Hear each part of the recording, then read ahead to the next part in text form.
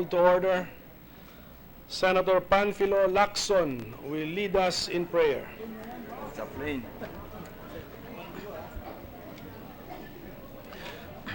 God of all blessings, source and protector of all life, bestower of all grace, may the light of your word come unto us today as we undertake our duties for the greater glory of you and for the service of our countrymen.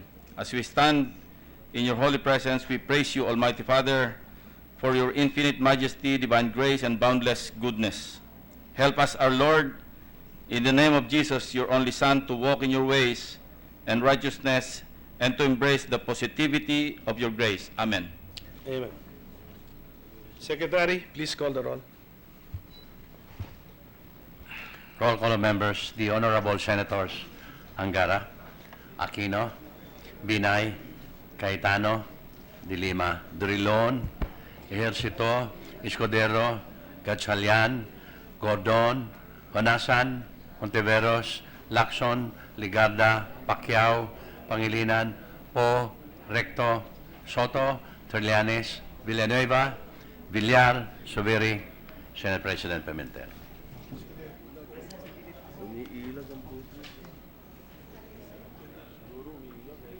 Sixteen ang bilang ko. 16.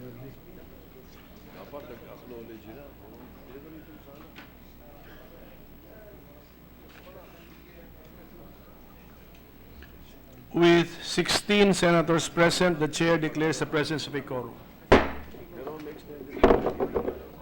Majority Leader. Thank you, Mr. President. I move to dispense with the reading of the journal of the 81st session, Monday, May 15, 2017, and consider the same as approved. Is there any objection to the motion? There being none, we dispense with the reading of the journal of the 81st session and consider the same as approved. Mr. President, I will beg the indulgence of the leadership and the members. We have indeed have a very long list of guests, so allow me to read their names and their presence, acknowledge their presence. We have Mr. Jeffrey Seiben Gardner, the Chief of Internal Affairs Unit of the United States Embassy, Mr. Fred Brems, Political Specialist, Mr. Malcolm Kanja Flores, Cultural Affairs Assistant, and Mr. Eric Nidler.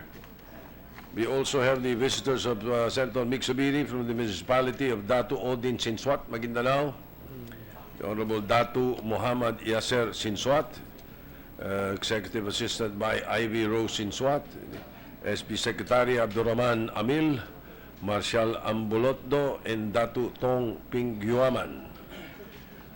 We also would like to acknowledge guests of Senator Pangilinan and Senator Aquino, Ms. Susie Domitrovic of the Australian Political Exchange Council, Ms. Brooke Curtin, Canberra Liberals, Mr. Alexander Paulson, Office of Senator Simon Birmingham, Mr. Jason Hall, Finance Sector Union, Ms. Christina Ong, Lead Organizer, Finance Sector Union, Mr. Jeremy Patrick Greenwood, Advisor to Senator Canavan, Mr. Joshua Potter Milroy of the Australian Labour Party, also Mr. Arler Ignacio of the PAGCOR, Mr. Raymond Basilio of ACT, Mr. Louis Zabala, Manila Public School Teachers Association, members of the NCR, Manila Public School Teachers Association, Alliance of Concerned Teachers, members of the Philippine Public School Teachers Association, the PPSDA Manila Chapter and QC Chapter. That's about it, Mr. President. We'd like to acknowledge them, their presence, and welcome them to the Senate. Welcome to all of our guests. Welcome to the Philippine Senate. Mr. President, I move that we proceed with the reference of business. Is there any objection? Hearing none, the motion is approved. Secretary, please conduct the reference of business. Bills on first reading. 1453, an act to further strengthen and reorganize the National Prosecution Service, amending for the purpose Republic Act number 10071 and appropriating funds. Therefore, Senator Ligarda. referred to the Committees on Justice and Human Rights, Civil Service, Government Reorganization and Professional Regulation, Ways and Means and Finance. Resolution number 376, resolution calling for the Senate to immediately constitute and convene the Joint Congressional Oversight Committee of the Automated Election System, and for the said committee to require from the Advisory Council the immediate submission of its report on the 2016 national and local elections. Senator Maria Lourdes Nancy Binay.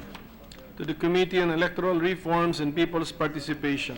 Communications, letter from the Bangko Sentral ng Pilipinas, submitting to the Senate 2016 BSP Annual Report pursuant to Section 40, Chapter 1, Article 5 of the new Central Bank Act.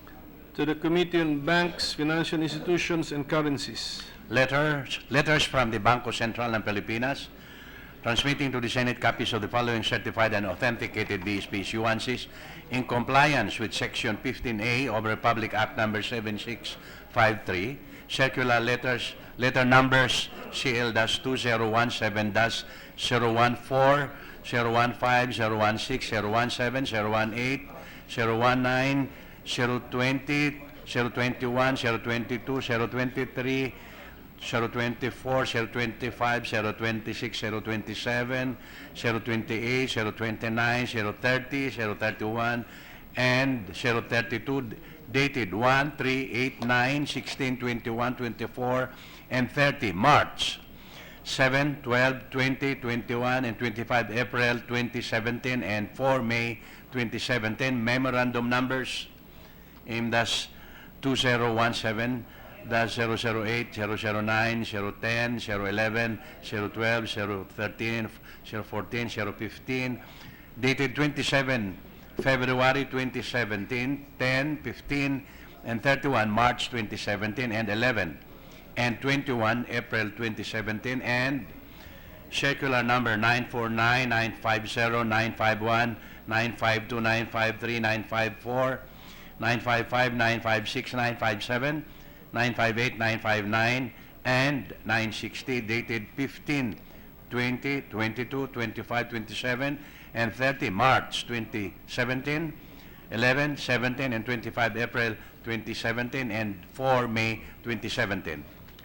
To the Committee on Banks, Financial Institutions and Currencies. Letters from the Office of the President of the Philippines, transmitting to the Senate two original copies of Republic Act Number 10925, entitled An Act Renewing for Another 25 Years the franchise granted to Republic Broadcasting System, Inc., presently known as the GMA Network, Inc., amending for the purpose Republic Act Number 7252, entitled An Act Granting the Republic Broadcasting System, Inc., a franchise to construct, install, operate, and maintain radio and television broadcasting stations in the Philippines, and Republic Act Number 10926, entitled An Act Extending for 25 years the franchise granted to Smart Communications, Inc., amending for the purpose Republic Act Number 7294, entitled An Act Granting Smart Information Technologies, Inc., a franchise to establish, maintain, lease, and operate integrated telecommunications, computer, electronic services, and stations throughout the Philippines for public, domestic, and international telecommunications and for other purposes, which were signed by President Rodrigo Roa Duterte. To the Archives. Committee report number 77, submitted jointly by the Committees on Games and Amusement and Justice and Human Rights on Senate Bill number 909, introduced by Senator Win Gatchalian, entitled An Act Increasing the Penalties for Other Illegal Gambling Activities, amending for the purpose Republic Act number 9287, entitled An Act Increasing the Penalties for Illegal Numbers Games, amending certain provisions of Presidential Decree number 1602, and for other purposes, recommending its approval with amendment. Senator Lacson. To the calendar for ordinary business. Majority Leader. Mr. President, I move to resume consideration of Senate Bill 1363 under Committee Report Number 44. Is there any objection? There being none, we now proceed to consider Senate Bill number 1363 under Committee Report number 44. This is the measure on Telecommuting Act of 2017. The parliamentary status of the measure is that we have already terminated the period of interpellations. So may we therefore move to open the period of committee amendments. Any objection? Hearing none, motion is approved. Move to recognize the sponsor, Mr. President, Senator Joel Villanueva. Senator Villanueva is recognized. Thank you, Mr. Majority Floor Leader. Thank you, Mr. President. We are ready to hear any proposal for the... Yes, Mr. President, by the way, this is a substitute bill. Therefore, I move to close the period of committee amendments and move to open the period of individual amendments, Mr. President. The motion is to correct the period we are in. Any objection? Yes. Hearing none, we are now in the period for individual amendments.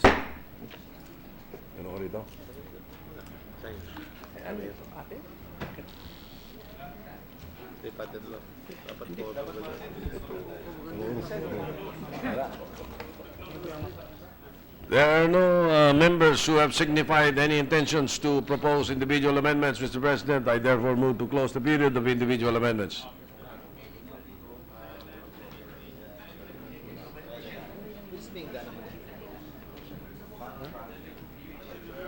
Any objection? There being none, the period is so closed. Mr. President, considering, well, I move to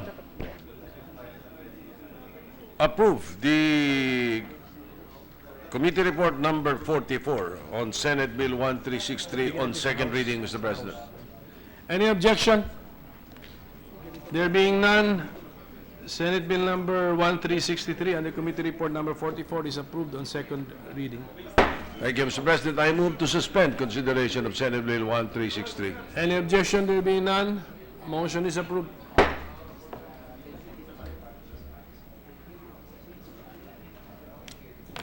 With the permission of the Chamber, I move to resume consideration of Senate Bill 1449 under Committee Report number 62. Any objection? Hearing none, motion is approved.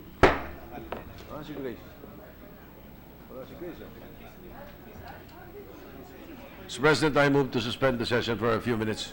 Session is suspended. JB.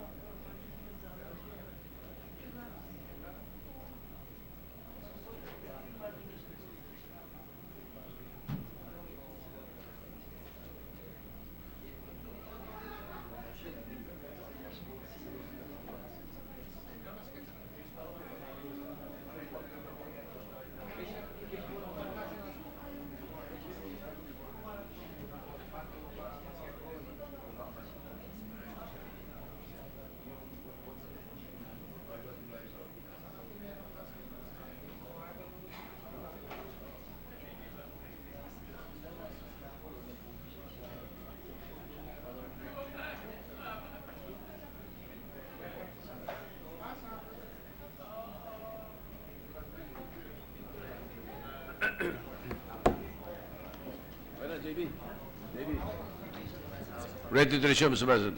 Session is resumed. Mr. President, yesterday, we started the sponsorship of Senate Bill 1449, which is now before us. This is the measure extending the validity of driver's license.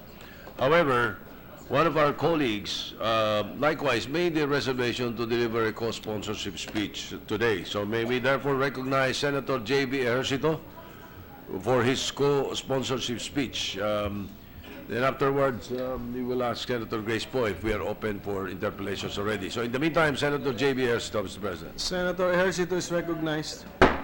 Good afternoon, Mr. President, distinguished colleagues.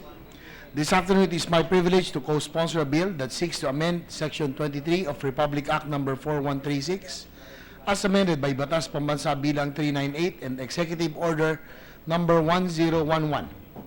Mr. President, I am referring to Senate Bill Number 1449 under Committee Report Number 62, or an act extending the validity period of driver's licenses, amending for that purpose Section 23 of Republic Act Number 4136 as amended by Batas Bilang 398 and Executive Order Number 1011, otherwise known as the Land Transportation and Traffic Code. This bill seeks to extend the validity of driver's licenses from 2 years to 5 years up, and upon renewal up to 10 years. The purpose of this measure is to reduce expenses of the government in facilitation of license applications, more importantly, by extending the validity of driver's license. It will also lessen, if not eliminate, the existence of fixers in the land transportation offices that serve as an avenue for corruption and irregularities in obtaining licenses. To end purpose of this proposed measure is to lessen interaction between licensed applicants and frontline government agencies, thereby reducing unnecessary wastage in government resources and saving citizens precious time from going to and from government institutions. As co-author of this proposed bill, Mr. President, allow me to present some simple facts that underscore the importance of this measure. On June 20, 1964, Republic Act Number 4136 was enacted into law and entitled, An Act to Compile Laws Relative to Land Transportation and Traffic Rules, and to create a Land Transportation Commission and for other purposes.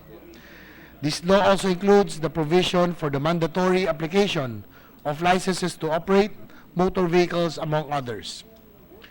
In the said law, the dates for annual registration of license to operate motor vehicles shall be once every 3 years and shall be based on a scheme prepared by then Land Transportation Commission, now Land Transportation Office.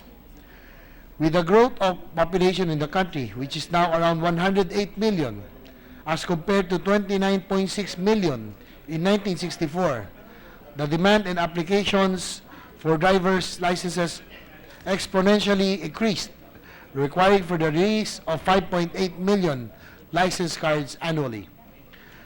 Upon observance of the process to obtain driver's licenses from the LTO, it was revealed that delays, corruption, and irregularities persist. Alongside with the issue of corruption and irregularities to secure licenses, the government spends huge amounts of money and time in order to facilitate the registration process.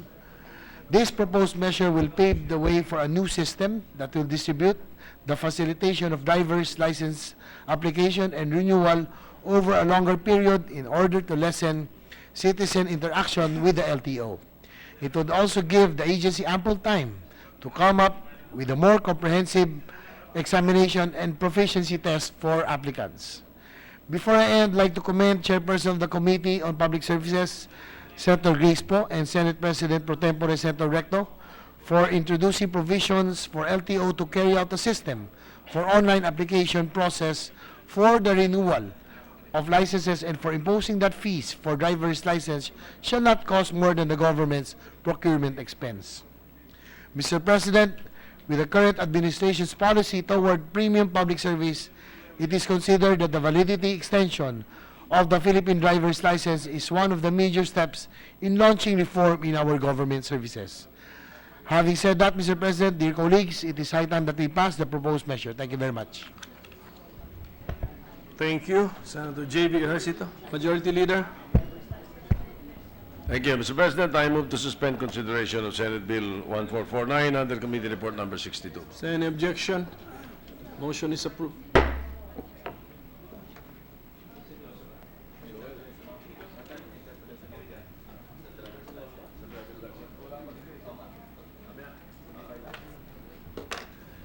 Mr. President, I move to resume consideration of Senate Bill 1431 under Committee Report Number 59. Is there any objection? Hearing none, motion is approved. Mr. President, this is the measure on the Tulong Trabaho Act. The parliamentary status of the measure is that we are now in the period of interpellation. So may I therefore move to recognize the sponsor, Chair of the Committee on Labor, Employment, and Human Resources Development, Senator Joel Villanueva. Senator Villanueva is recognized. May I move for a minute suspension, Mr. President? Session is suspended.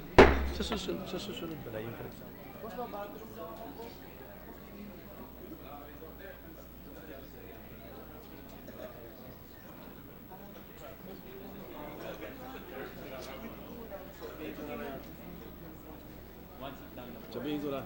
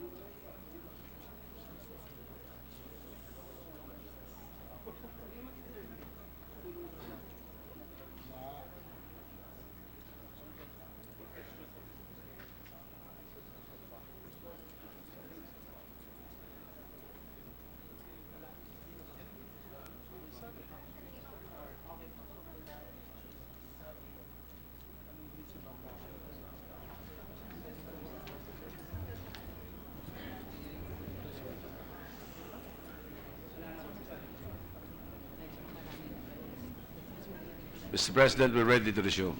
Session is resumed. Mamaya, pag-usapan. Mr. President, before the session started, I met with the minority leader, and there is a request that was posed to me by the minority leader, and which I believe has merit. He is requesting that the bills for interpellation be given ahead of time to the offices, especially the office of the minority leader, so that they can prepare for the interpellations. We admit to the fact that there are requests by other members of the Senate that they be placed in the agenda, and that's the reason that the committee, the Rules Committee, place it there, but not realizing that there are other members who wish to prepare for the interpellation. So it happened yesterday, and the incident was on the Motorcycle Crime Prevention Act, which almost dwelled into which almost dwelled into the issue of gerrymandering. Si Jerry at si Mander, Mr. President. And before the Let's Nights are charged with gerrymandering, we preferred to suspend consideration. And now, in the meantime, there are 3 items on the agenda that are for interpellation, which have not been given. So, starting next week, we will make sure, or starting tomorrow, we will make sure that these are given in advance so that the members can prepare for interpellation, most especially the minority leader, Mr. President. So with that, before we recognize the minority leader, I move to suspend consideration of Senate Bill 1431. Is there an objection? Motion is approved. Senator Drilon? With the permission of the Majority Leader, yes, we confirm our request because we find the extreme difficulty in being confronted with a bill that is up for interpellation that we only are made aware of just on 2 hours before the session starts. Our request is for the benefit of all the members of this chamber that for the week that we be given a list of 10 bills that the Majority Leader and the Rules Committee intend to calendar for interpellation or amendments, so that we know what is coming up, rather than our practice today, which I know has been going on for some time, since I was still in the Senate. We know of the agenda only about 1 hour or 2 hours before the session, and this is at the fault of the Majority Leader's office, because he receives this request also at noon time. So, in fairness to everyone, number one, it is our agreement that the office of the Majority Leader will provide all the members of the chamber a list of 10 bills which will be subject of, which are in the period of interpretation or amendments. We do not have to be informed what are the bills on first reading. We need, and our request for the inclusion of these bills would exclude bills of local application, because the bills of local application would usually have no national impact, and therefore we can have it calendared 1 hour before the session. That should pose no problem to the members of this chamber. So that is our request, which the Majority Leader graciously agreed to, and that therefore we should have that. We should follow that rule insofar as the agenda is concerned. Now, those who may want to calendar their bill for interpellation during just 1 hour or 2 hours would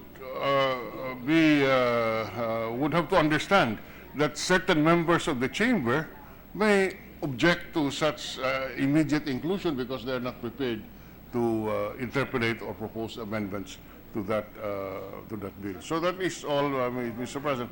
I hope that that's the rule that we will follow effective next week. Thank you very much, Mr. President. Sir President, Senator Villanueva? just a very short manifestation, and we have no objection to the wisdom of the Majority Leader. I just want to put on record that the sponsor has nothing to do with the calendaring of the said measure, Mr. President. Thank you so much. All right, thank you, Mr. President. Senator Subiri? Yes. Mr. President, with the permission of the Majority Floor Leader, we all have pet bills that we had listed down as a priority measure for the next 2 weeks or 3 weeks. Maybe we could give the list also to the minority leader so that they can study these pet bills that we'd like to pass in the next 3 weeks, Mr. President. Thank you. Right. As a Thank you. suggestion. Mr. President, your committee on rules will assure you and assure the members that we will be giving them a minimum of 12 bills per week that will be included in the agenda, at least 12. so that they can prepare for the interpellations. At least 12. Eh, kung marami silang request, di 15. At least 12 for the entire week. Hindi. Depende lang. Mayroong mga local pin na kasama. The minority leader wishes to amend my proposal. Mr. Senator President. Drilon is recognized. Mr. President, I have no problem if we want to have it as a maximum of 12 bills per week instead of 10. But if the rule is at least 12 bills, I don't think we'll achieve anything because our agenda or our calendar will be full of bills which we may not be able to prepare for. So may I request that instead of saying at least 12 bills, we will say that 12 bills for the week. That's about 4 bills for interpellation and amendment. And given the practice here in the Senate, I think that's more than enough to fill up our time. Now, beyond that, beyond 12, then it goes to the next week. That's my suggestion, Mr. President. Rather than saying at least 12. Accepted, Mr. President. Well, at any rate, we don't need to change our rules for No, this. no, It's no, an no. internal Eh, adjustment, yes. This is just a manifestation, Yes, sir. Mr. President, and I will make sure that the Rules Committee will cater to the wishes of Yes. the members of the Senate, Mr. President. All right. Thank you very much. Thank you. So, with the permission of the Chamber, I move to resume consideration of Senate Bill 1444 under Committee Report Number 61. Any objection? Hearing none, motion is approved. Senator Gordon? Just a manifestation, Mr. President. I see the wisdom of allowing the members to prepare for the bills. But there will be certain instances, of course, when there are bills that are kind of easy, doesn't need much preparation, a mere amendment of, let's say, of a certain law that will benefit our countrymen. I would hope that we would have enough liberality in our mind to be able to allow some leverage insofar as this bill is concerned. I do not want our Senate, we are a deliberative body, and that says a lot. But of course, we have to facilitate legislation that is also necessary, either because there are certain challenges or pressures in our society that needs to be addressed right away. Thank you, Mr. President. All right. Mr. President, as my motion was approved, Yes, this you are is the now- measure on National Integrated Protected Area Systems, or NIPAS. The parliamentary status of the measure, we already terminated the period of interpellation, so I may therefore move to open the period of committee, no, the individual amendments, Mr. President, because this is a substitute bill. Any objection? Hearing none, we are now in the period for individual amendments. May we now recognize Senator Cynthia Villar for the period of individual amendments. Senator Villar is recognized.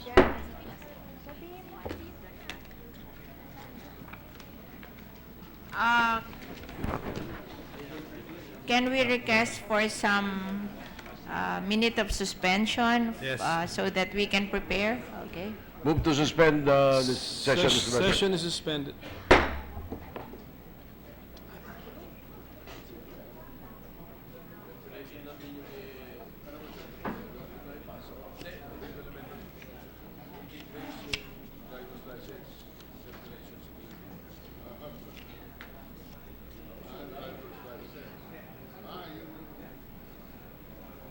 Substitute bill pala ito.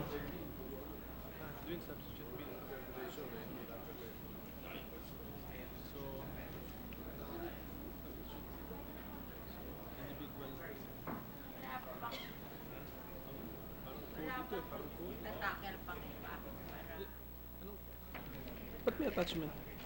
Bakit?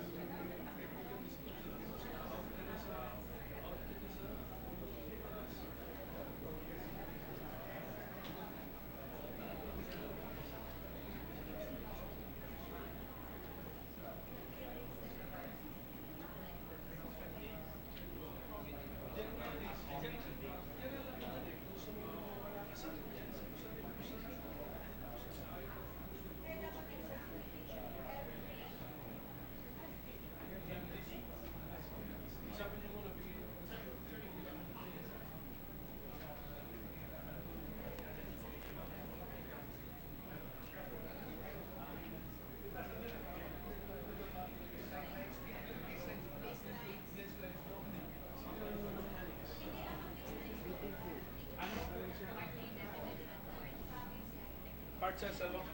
Paano pag-refer? Patingin? Paano siya rin-refer sa law? Inalis na lang sa June.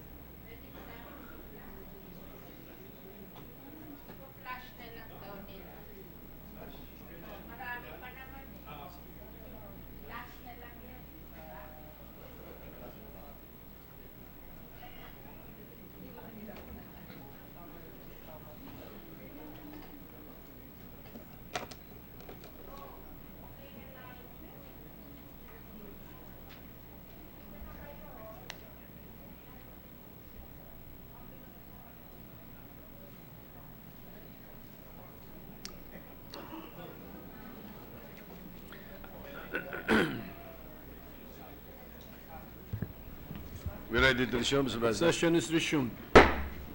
May we recognize Senator Cynthia Villar, principal sponsor of the measure, Mr. President. Senator Villar is recognized in the period of individual amendments. Thank you, Mr. President. Before I proceed, may I manifest that I will be using SBN Senate Bill number 1444 as filed with the bills and index as reference.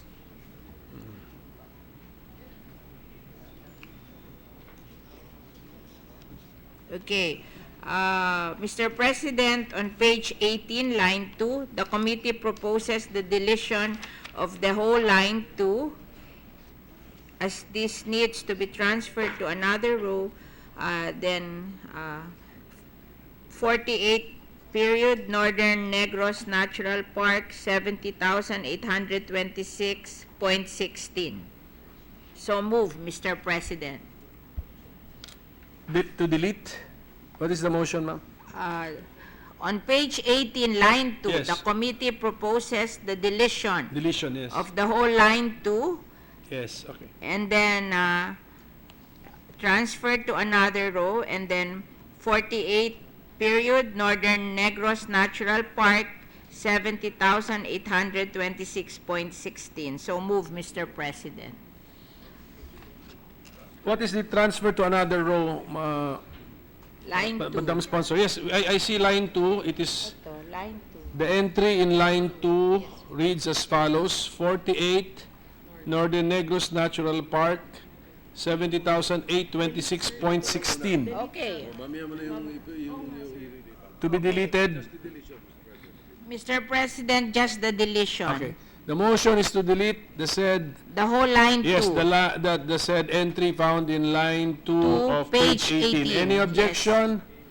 Hearing none, the motion is approved. Tapos babasahin ko to. Next page. We move to the next page. Ito. Mr. President, still on page 18, line 3, I propose the number 49 be changed to number 48. And in the next line 4, I propose that the number 50 be changed to 49. Also, I propose that on line 8, the number 51 be changed to 50. So move, Mr. President. Hindi ito babasahin. Uy, ito hindi ito babasahin. Only those three na numbers will be changed, ma'am, or we will, I only those three? propose that number 49 be changed to 48. Yes. And that on the next line 4, I propose that the number 50 be changed to 49. Also, I propose that on line 8, the number 51 be changed to 50. Okay. Ito, hindi na ito babasahin. Okay. The line, the number 50 to be changed to 49 is on line 5. That's, okay. Any, just, I'm making that clarification. Is there any objection? There being none, motion is approved. Okay. Mr. President, is still on page 18, line 10 and 11. I propose the deletion of the whole line 10.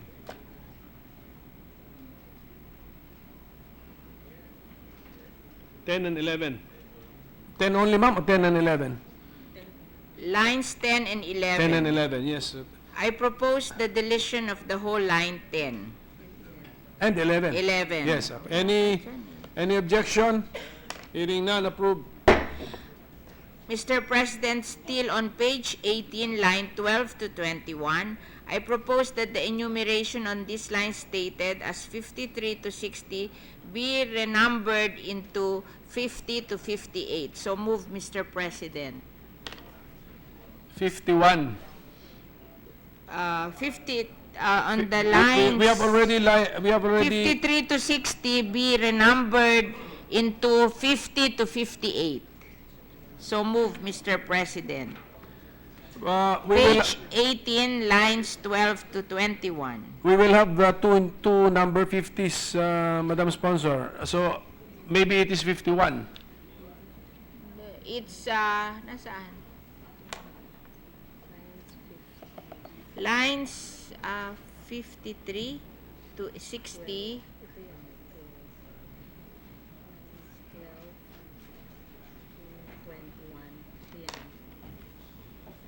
Oh, Tama to? 53 to 60 To to be- be renumbered 50 to 58. 51 to 58, ma'am. Fif-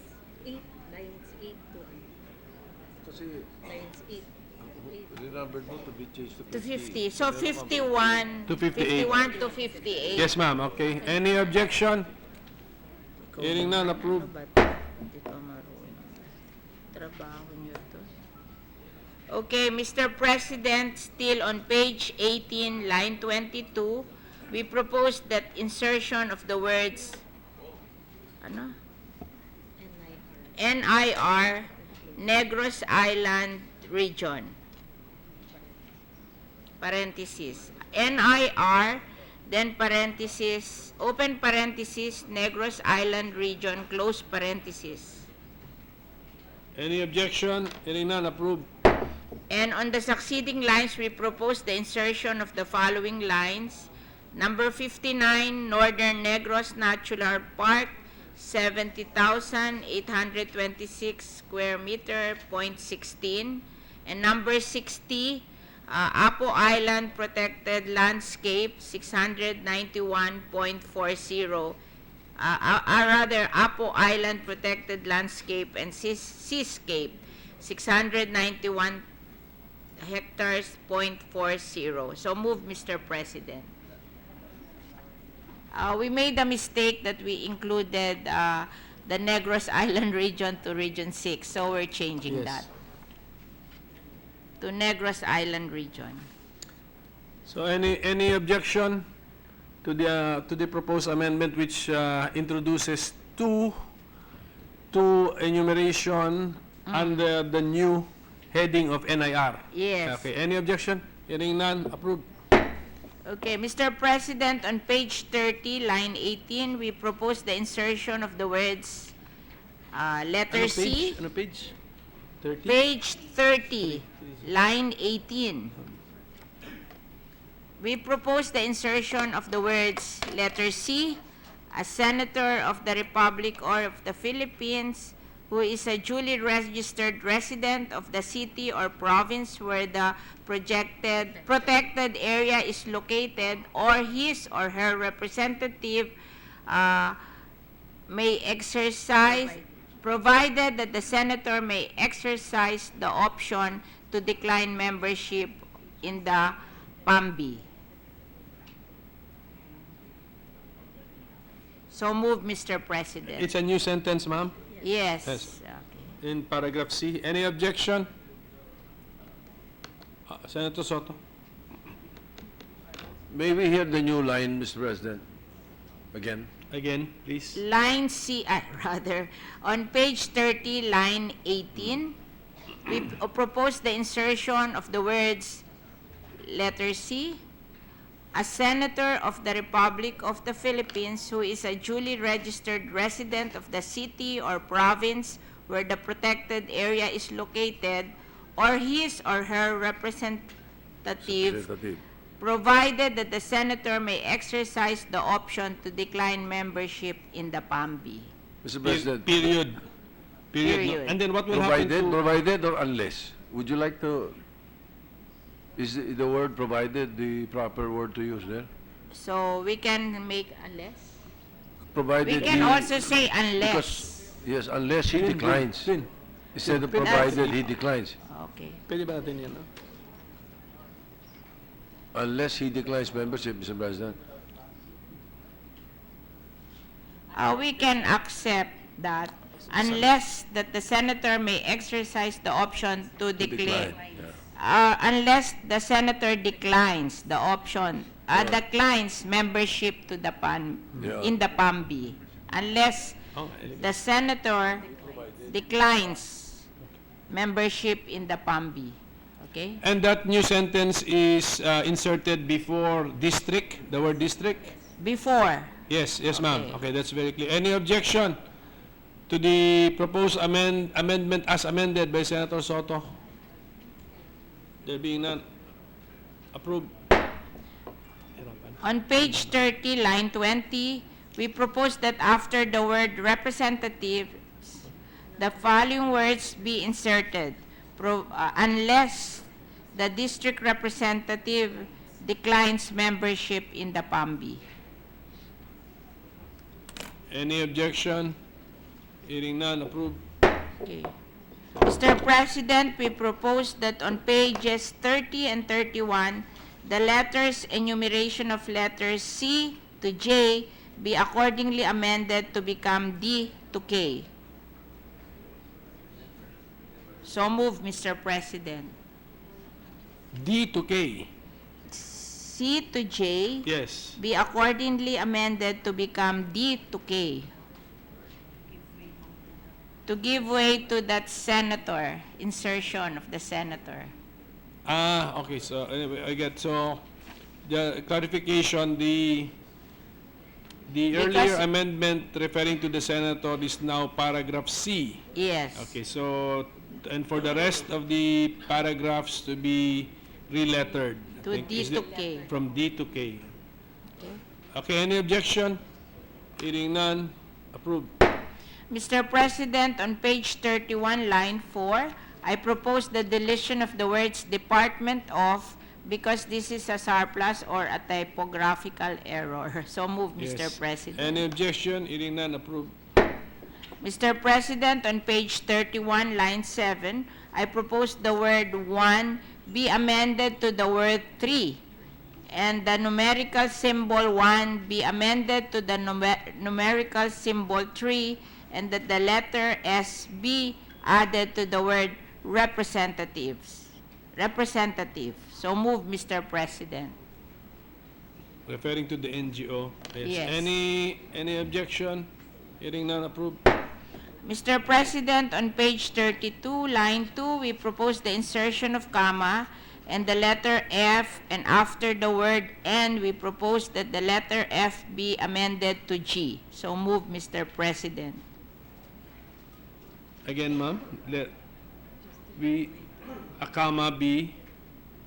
After the comma and the letter F, and after the word N, we propose that the letter F be amended to G. Just to give way to the senator also. Sa senator insertion. Okay? Iyan ba rin yun? Nakuha na sinda mo? Nakuha niya? Any objection? Hearing none. Approved. Mr. President, is still on page 32, lines 6 to 7, we propose that the words G, H, I, and J be amended to H, I, J, and K. So moved, Mr. President. We're just changing the numbering. Yes. Any objection? Hearing none. Letter. Approved. Okay. Mr. President, on page 33, line 2, I propose the deletion of the word if feasible, and that the word and numerical symbol 20% to be replaced with 40%. So moved, Mr. President. Any objection? Okay. Hearing none. Approved. Mr. President, on page 44, line 21, insert after the word tax the phrase on properties owned by the government. Anong number? Period. Page 44 line. So moved, Mr. 21. President. Okay. Ano da? What is the Queenie? Yung last one doon. Yung last one. Can you repeat, ma'am? On page 44, line 21, insert after word tax the phrase on properties owned by the government. Which word tax, ma'am? There are two words. Tax. The first word. The first tax. Oh, Okay. yeah. Okay. Any objection? Hearing none. Approved. Can we now show on the board the amendment to the annexes? Mr. President? Can we please?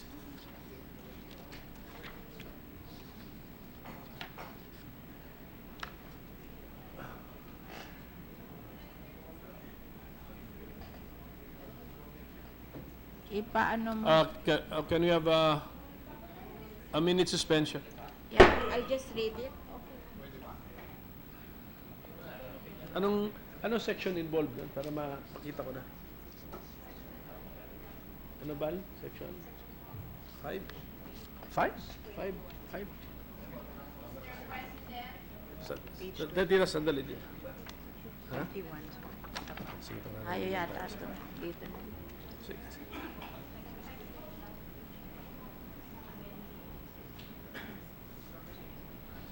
Okay, ready ma'am? Session is resumed.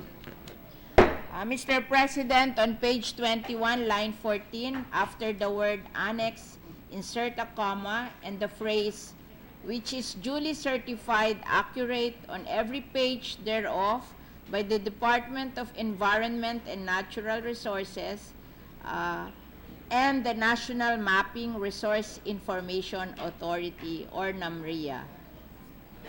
Okay, and on line 15, after the word adopted, insert... One by one, ma'am. Okay. So we first process that proposed amendment. Any objection? Hearing none, approved. And Mr. President, on line 15, after the word adopted, insert the phrase and made an integral part hereof. Period. Any objection? Hearing none, approved. Mr. President, that's all the amendment we will make to the bill. Majority Leader. Thank you, Mr. President.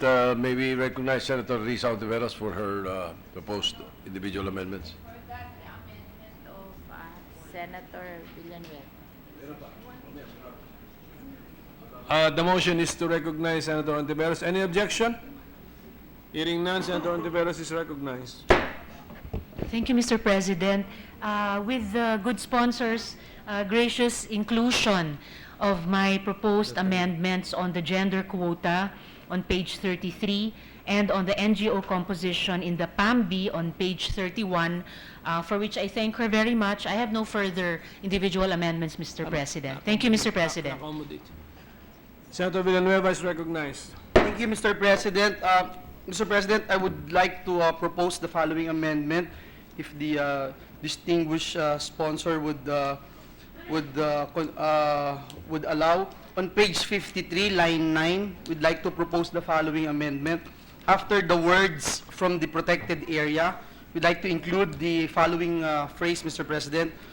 Provided that in cases of emergency, the DNR Secretary, at his or her own discretion, may order the immediate exit or departure of the offender from the protected area. The Secretary may call on other enforcement agencies to assist in executing the order to vacate. Then, Mr. President, insert a new paragraph which states an emergency is when there is a demonstrated impending threat to human life and biodiversity, or to threaten species or to the integrity of the ecosystem of the protected area. This is, Mr. President, in view of the fact that awaiting a court order may result in undue delay that would be most detrimental for our environment. Mr. President, in cases of extreme emergencies or calamities, Mr. President. So, let me process first the proposed amendment. After the phrase "protected area," you introduce a phrase, and then after that, you introduce a paragraph. A new paragraph. What will happen now to the all minerals? The sentence. That is a new paragraph, Mr. President. So, okay, so this will now be divided. What is the position We of the sponsor? accept the amendment, Mr. President. Any objection? Hearing none, motion is approved. Thank you, Mr. President. Thank you, distinguished sponsor. So, ganun na mangyari, nahati sa 3 paragraphs. Diba? Ano yung new paragraph niya?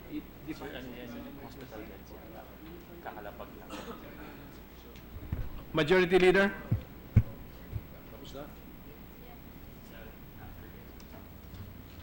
Mr. President, if there are no other individual amendments, I move to close the period of individual amendments. Any objection? Hearing none, motion is approved. Mr. President, I move to approve on second reading Senate Bill number 1444 under Committee Report number 61, the second time around for the Senate. Hinay-pass. Any objection? Hearing none, Senate Bill number 1444 under Committee Report number 61 is approved on second reading. I move to suspend consideration of Senate Bill 1444 under Committee Report number 61. Any objection? Hearing none, motion is approved.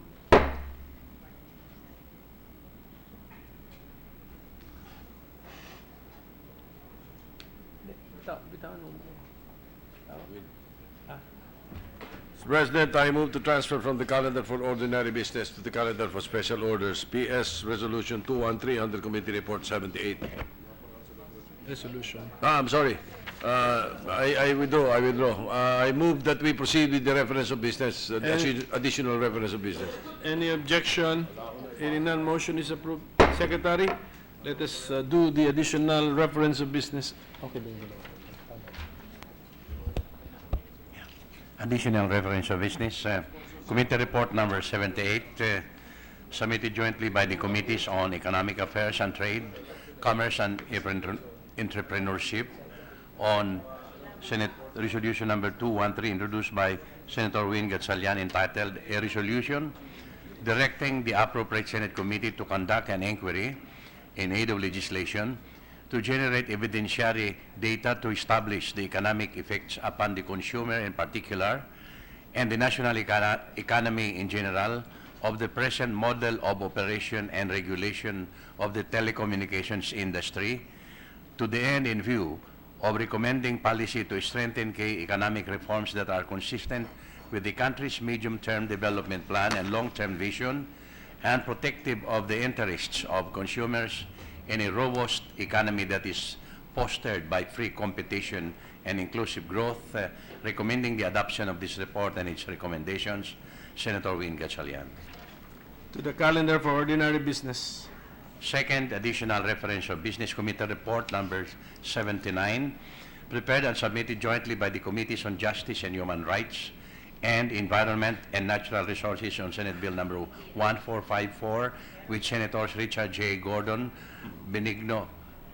Paulo Benigno Bamakino IV, and Cynthia A. Villar, entitled An Act Removing the Restrictions in the Registration of Land Titles under Sections 118, 119, and other restriction against encumbrance or alienation on free patents, issued under Section 44 of Commonwealth Act number 141, or the Public Land Act as amended, recommending its approval and substitution of Senate Bill numbers 101, 645, and 1260, Senator Richard J. Gordon. To the calendar for ordinary business. Thank you, Majority Mr. Leader. President, and so with the permission of the Chamber, I move to transfer from the calendar for ordinary business to the calendar for special orders, PS Resolution 213 under Committee Report number 78. Any objection? Hearing none, the motion is approved. I move to consider PS Resolution 213 under Committee Report 78. Any objection? Approved. May we ask the Secretary to read the title of the measure?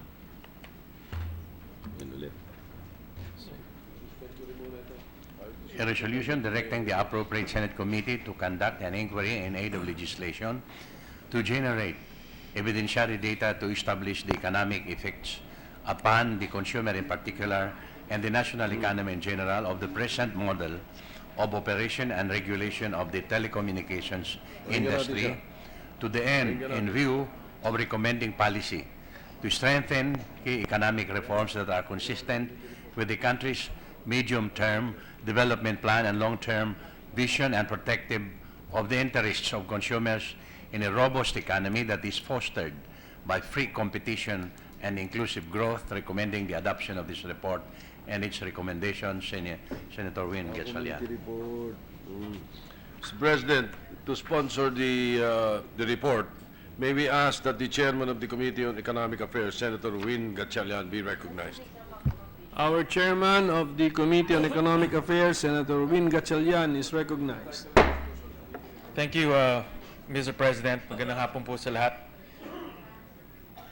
Good afternoon, Mr. President, esteemed colleagues.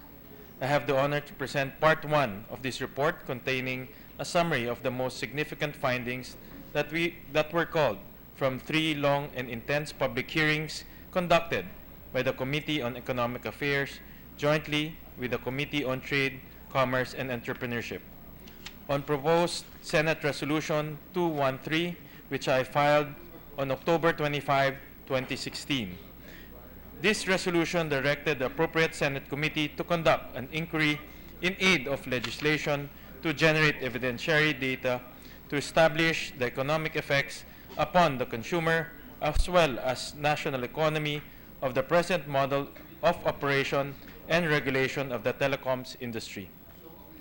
The purpose of conducting this inquiry is to decipher the most befitting legislative policy that will embody a key economic reform in the telecommunications industry that protects the interest of the consumer in the midst of a rapidly evolving telecommunications ecosystem. The issues discussed in the public hearings were delimited by the following points of inquiry: regulation, competition, and spectrum management. Pursuant to Republic Act 7925, otherwise known as the Public Telecommunications Policy Act of the Philippines, it is the National Telecommunications Commission, or the NTC, which has jurisdiction over the supervision, adjudication, and control over all telecommunication services throughout the country. The NTC has further made its mission to proactively and continually create a responsive regulatory environment for a viable, affordable, reliable, and accessible telecommunications and information infrastructure and services to ensure the welfare and protection of our people. However, despite efforts at making the telecommunications industry an open, competitive, and dynamic sector of the Philippine economy, the Philippines was recently ranked to have the slowest internet speed in the whole of Asia Pacific. This was revealed in the latest State of Internet report of Akamai, a global leader in content delivery network services for the fourth quarter of 2016. We have already been overtaken by India, which was previously ranked to have the lowest average connection speed in the Asia Pacific region. In the same State of the Internet report, Akamai revealed that South Korea was again the top country in the world with the fastest average connection speed. The gap between South Korea and the Philippines is almost 22 megabits per second. And yet, despite having the slowest average connection speed in the region, the Philippines has some of the most expensive internet connections in the world. It was precisely this inequitable context pervading our everyday lives as consumers of telecommunication services in the country that prompted us to conduct this legislative inquiry. Does the present model of operation and regulation of the telecommunications industry promote the paramount welfare of the consumer? It was brought to light during the public hearings that NTC is organizationally handicapped as the regulator to ensure that consumers are given genuine options, quality services, and reasonable prices by the existing telecommunication companies, or the so-called telcos. First, the NTC's present organizational and legal framework affects its independence as a regulator. It should be reorganized and given fiscal autonomy to enable it to freely create an environment of regulatory certainty and operational conditions that are necessary to promote the paramount welfare of consumers. Second, there is an urgent need to depoliticize the appointment of its commissioners. The complex and rapidly evolving nature of the industry requires officials who are qualified and fully capable of formulating and deploying policies for the sustainable development of the industry. The commissioners should also have a fixed term of office in order to limit their vulnerability to all forms of pressure that may constrain or discourage them from implementing plans of action that promote the rights and welfare of the consumer. This will prevent the recurrence of instances in the past where some NTC officers would be threatened with lawsuits whenever they engage or were forced to engage in activities that were detrimental to the bottom line of the telcos. The NTC must be empowered and strengthened to be able to shield its officers from such threats of litigation and harassment. We proceed to the second point of inquiry, whether the present system of operation and regulation of the telecommunications industry allows the realization of the policies and objectives under the Philippine Competition Act. As the issues were intertwined, it was discussed whether the co-use agreement of the 700 MHz spectrum by Globe and Smart has any economic effect on the consumer in terms of prices, options, and quality of services. It was also heavily debated whether the joint acquisition effectively diminished or eliminated the viability of a potential third player. Our present system does not guarantee a competitive environment by the mere entry of a third player. The capacity of such third player to bring in real competition against the existing duopoly is contingent on various factors such as the availability of spectrum, capitalization, and incentive systems for new players. During the public hearings, an NTC official pronounced that the currently available spectrum allocations are sufficient for the entry of a viable third player into the telecommunications industry. In fact, this claim has been consistently reiterated by the NTC during the first Telco Summit held in March. I beg to disagree that the present available spectrum allows the entry of a viable third player into the telecommunications industry. Spectrum is a frequency of electromagnetic radiation in the range that radio signals are transmitted. It is the means by which telcos deliver services to their subscribers. It is a scarce public resource. The Supreme Court itself held that it is a finite resource that is part of the national patrimony, and the use thereof is a privilege conferred upon the grantee by the state and may be withdrawn any time after due process. To rephrase, the Filipino people own the spectrum and may only allow its use by the private sector if permission is granted by Congress. I am showing you these pie charts which illustrate the current state of spectrum allocation in the telecommunications industry. The charts were illustrated by democracy.net.ph based on data given by the NTC in reply to an FOI request on telco frequency allocations. The frequency in the 900 MHz and 1800 MHz bands are the bands used by non-LTE cellular phones for call and text. These are the so-called workhorse call and text frequencies. On the other hand, the 700 MHz, 850 MHz, 2500 MHz, up to 3400 MHz bands are frequencies that can be used only by LTE-enabled cellular phones. During the third public hearing, the Radio Spectrum Planning Division of NTC manifested that the earnings from these workhorse frequencies represents 55% of the telco's total income. The representative of the Philippine Coalition of Consumers in the same hearing countered that these workhorse frequencies actually bring 77% of their total earnings. Until these numbers are rebutted, these workhorse frequencies appear to be the bread and butter frequencies of the duopoly. We can see from these charts that these bread and butter frequencies in the 900 MHz, the 1800 MHz bands, or the workhorse spectrum for GSM calls and SMS are now 100% occupied by Globe and Smart.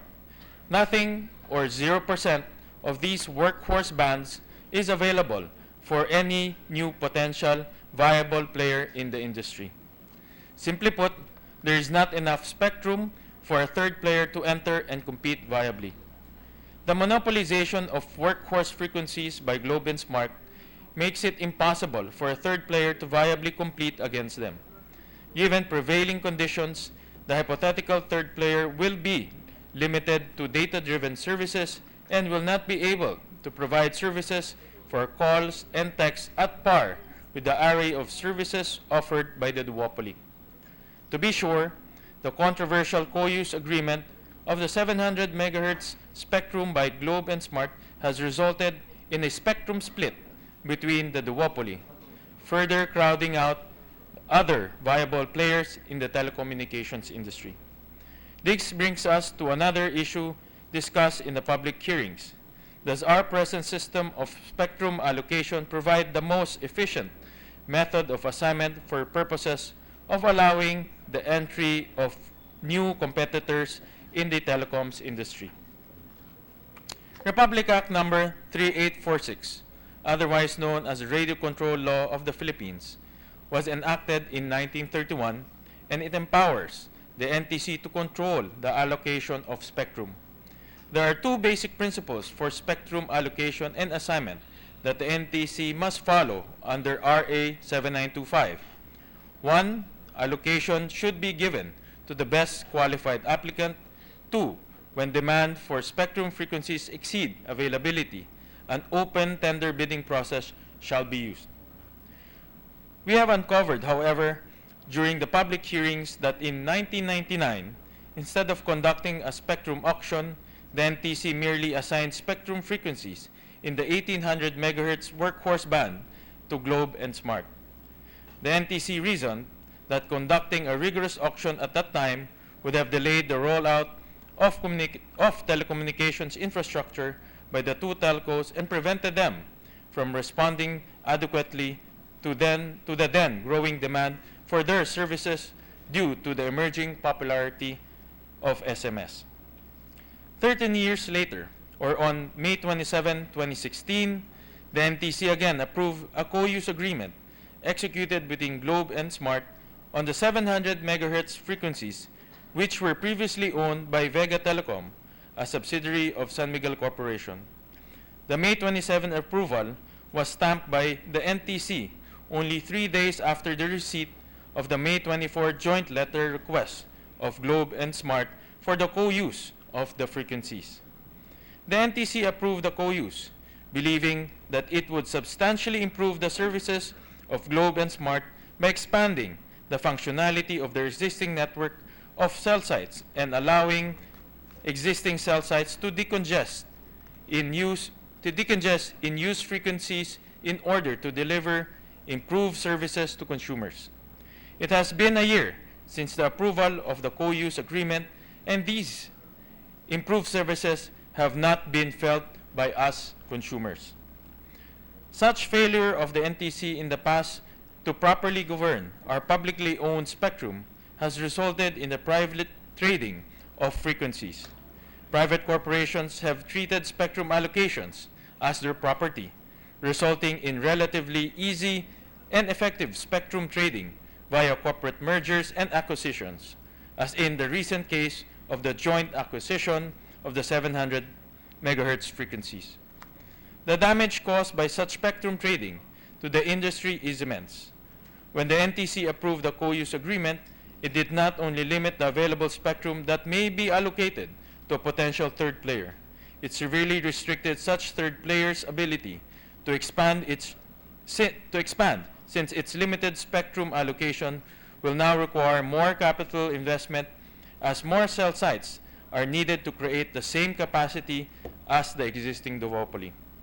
The new player will now need more time to build and expand its network, incur higher costs, have little incentive to reduce prices, and will not be able to attract new customers. I believe that one of the committee's most important findings from this legislative inquiry is the role that spectrum allocation plays in the telecommunications industry. The amount of spectrum rights allocated to a telecommunications company determines the number of subscribers it can sustain, the capitalization it needs to infuse, the quality of service it can provide, or the rates it can offer. Consequently, a company's spectrum allocation can eliminate its competitors with not enough frequencies, as well as potential players who know that the available spectrum will not pave the way for a level playing field. The public hearings gave away the solution to this spectrum dilemma, and it is not far from the obvious. To open the telecommunications industry to competition and give way to a viable third player We need a more transparent system of spectrum allocation, assignment, reallocation, and reforming, as well as the development, promotion, and development of a competitive selection process in the allocation of our publicly owned spectrum. There seems to be no other visible way. Our efforts at relaxing constitutional restriction to allow foreign firms to enter the telecommunications industry will be merely illusory if these firms do not have enough frequencies that will enable them to offer real competition and give consumers the best value for their money. I will be discussing the complete policy recommendation and proposed legislative agenda on spectrum management, as well as competition and regulation on the second part of my presentation. At this juncture, Mr. President, I conclude the presentation of the summary of our key findings. Thank you, Mr. President. Maraming salamat po. Thank you very much, Senator Gatchalian. Mr. President, we will eagerly await part 2 of the Yes. committee report, Yes. which we will schedule tomorrow. And then we will open the committee report to interpellations. In the meantime, I move to suspend consideration of committee report number 78. Any objection? Hearing none, we suspend consideration of the resolution.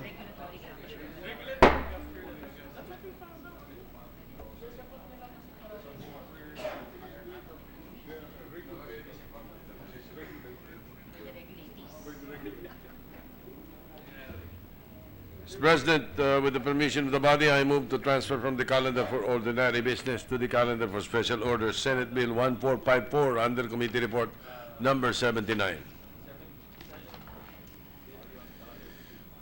Is there any objection? Hearing none, motion is approved. I move to consider Senate Bill 1454 under committee report number 79. Any objection? Hearing none, approved. Mr. President, to sponsor the measure, may I ask the Chairman of the Committee on Justice and Human Rights, Senator Richard Gordon, be recognized. Senator Gordon is recognized. Thank you very much, Mr. President. Thank you very much, Mr. Majority Floor Leader. Good afternoon, everyone. I stand before you today to sponsor what is probably one of the most important pieces of economic legislation we will pass today. Mr. President, the bill, if passed into law, will have a huge and immediate impact on the economy, on inclusive growth, on investment in the countryside. It will not rely on billions from the Treasury, but from the powers of the market and private initiative. I'm referring to Senate Bill number 1454, or the Agricultural Free Patent Law, which is on the board, or the Reform Act of 2017. Mr. President, the latest SWS survey shows that self-rated poverty rose to 50% in the last quarter, or almost half the population, despite the country's high 7% economic growth. The sad fact of the matter is that growth and increasing incomes are only touching our urbanized centers, leaving much of the countryside behind. This bill will do much to address our unbalanced development and give agriculture a much-needed shot in the arm. Trillions in dead capital, Mr. President, will be unleashed in the market in the form of credit and livelier investments. How is this so? This bill will remove those Commonwealth-era restrictions that prevent banks from lending to farmers against agricultural patents. Under the current law, crafted in 1936 under the Public Land Act, agricultural patent holders are prohibited from selling or borrowing against these patents for the first 5 years from the date of the grant. A second, deadlier restriction gives agricultural patent farmer beneficiaries and their heirs a perpetual option to buy back the property within 5 years of sale or alienation. Removing these restrictions will unleash the power of freer land markets, Mr. President. It will make agricultural patents bankable to improve the economy. Because right now, nobody will want to buy it because of the restrictions.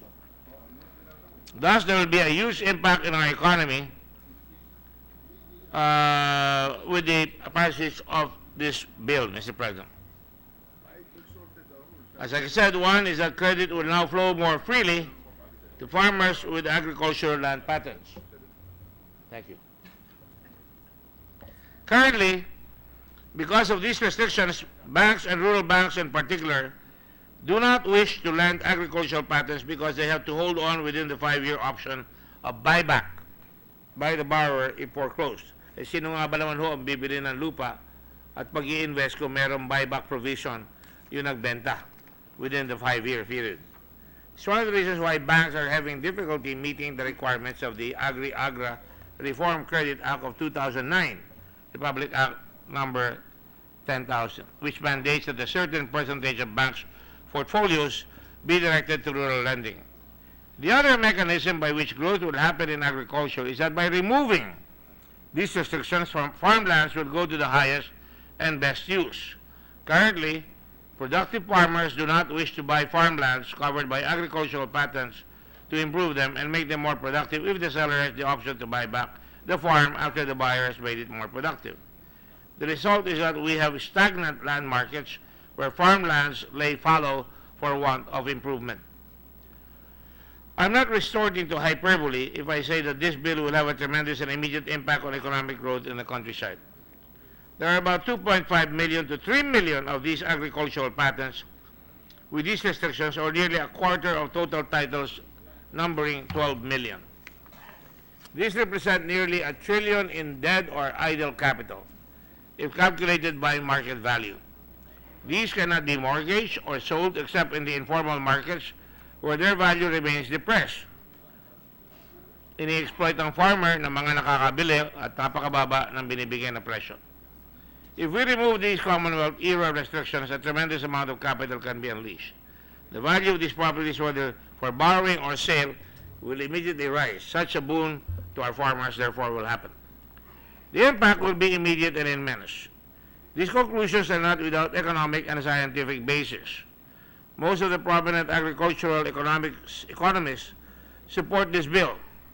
The National Societies for Economics, Dr. Raul Fabella, the head of University of Asia and the Pacific, Dr. Rolando D., the former dean of the UP School of Economics, Dr. Ramon Clarete, and the deputy director of the International Rice and Research Institute, or IRI, and former Undersecretary of Agriculture, Dr. Bruce Tolentino, have signified their support for removing these restrictions and making the land market more active and lively.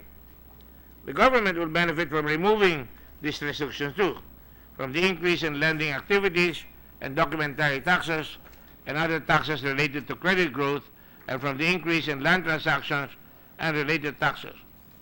Imagine, here is a pro-poor and pro-farmer legislation that doesn't require any money from government to give away. In fact, it is the other way around, with government benefiting from increased revenues from the increased economic activity that this bill will unleash. More importantly, we will empower the farmer. We will give him options about what he can do with the land. Options such as borrowing against the land to develop it, or selling the land to a more productive farmer, which he doesn't have at present. Land will naturally go to the highest and best use because a farmer who can make land more productive will now be able to purchase land without fear that will be brought back from him by the original seller. According to the Department of Agriculture, the average age of farmer now is 57 years of age. Young people are turning away from farming because they don't see any future in it. It's not hard to see why. It is so hard for farmers to obtain credit. It's also hard for them to expand and buy more land if they are successful. If enacted into law, this bill will help solve the problems our young generations face with farming. So, distinguished ladies and gentlemen of the Senate, 10 years from now, people will look back and see what this legislation really is. The most consequential piece of economic legislation promoting rural development and inclusive growth. It will be the big bang or singularity that jumpstarts the agricultural revolution in the countryside. Co-authoring this with me, and co-sponsoring this with me, co-authoring this with me is the Senator from Tarlac, Senator Bam Aquino. And therefore, Mr. President, I respectfully request for the passage of this bill. Thank you very much, Mr. President. Thank you, Senator Gordon. Majority Leader?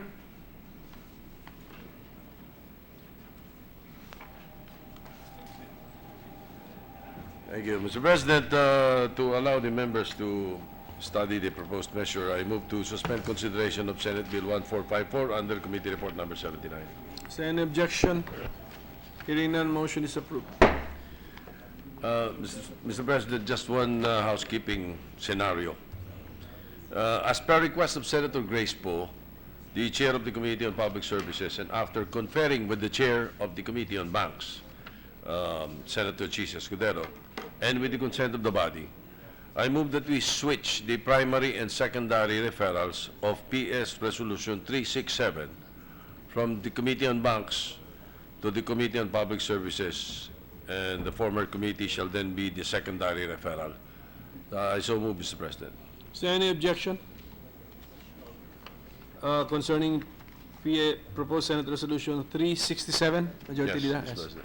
Any objection? Hearing none, motion is approved. Mr. President, I move to adjourn the session until 3 o'clock in the afternoon of Wednesday, May 17, 2017. Is there any objection? There being none, the session is adjourned until 3 o'clock in the afternoon of Wednesday, May 17, 2017.